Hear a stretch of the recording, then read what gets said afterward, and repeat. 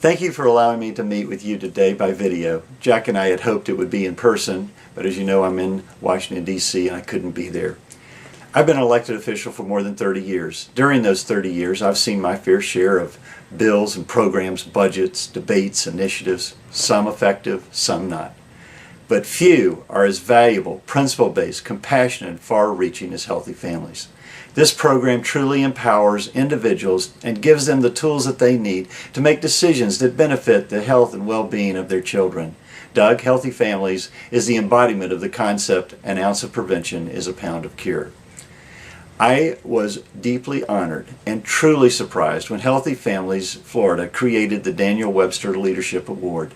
Not only was I honored to have the award named for me, but I also have been given the privilege of presenting the 2011 recognition to an extremely deserving public servant, Senator Nan Rich. Now, I know it's no secret that I'm a Republican and Nan Rich is a loyal Democrat. However, it is the perfect example of what Healthy Families is about. We may often disagree on the size and scope and role of government, but we both agree that Healthy Families is a wise investment in taxpayer dollars. Nan is a very special and unique person. Her name is from the Hebrew word for grace. Most of us know her as an elected official who graciously and passionately advocates for what she believes in. But I met Nan before she was elected office. She was the president of the National Council of Jewish Women, and I was Speaker of the House of Representatives. She came to my office with then Representative Debbie Wasserman Schultz to share the Council's priorities for the 1997 legislative session. She was doing what you would expect, advocating. One of the priorities of the program called HIPPY, which is it was a very, very exciting program for me to hear about. HIPPY stood for Home Instruction Program for Preschool Youngsters. Nan was the national president of HIPPY from 1991 through 1994. During my time as Speaker, the legislature appropriated funds to fully support the Florida HIPPY Training and Technical Assistance Center, as well as open 6 new HIPPY programs and expand 3 existing programs.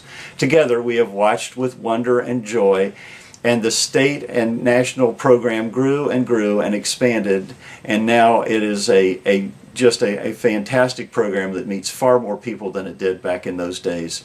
She has demonstrated this same passion and persistence in her unwavering support of Healthy Families as Florida's premier child abuse prevention program. Beyond her advocacy, there are life priorities and character qualities that I admire about Nan. First, her family is her highest priority. Nan always loves to tell about her family. David, her husband, her mother, her children, her grandchildren have a huge role in her life. Second, Nan works tirelessly for those in the world who you would say are the least among us.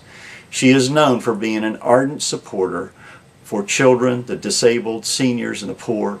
And third, Nan has a passion for justice. She cites the Hebrew word tzedakah, which means justice. And as part of the National Council of Jewish Women, she has engaged in many activities here and in Israel to participate in Tikkun Olam, repairing the world.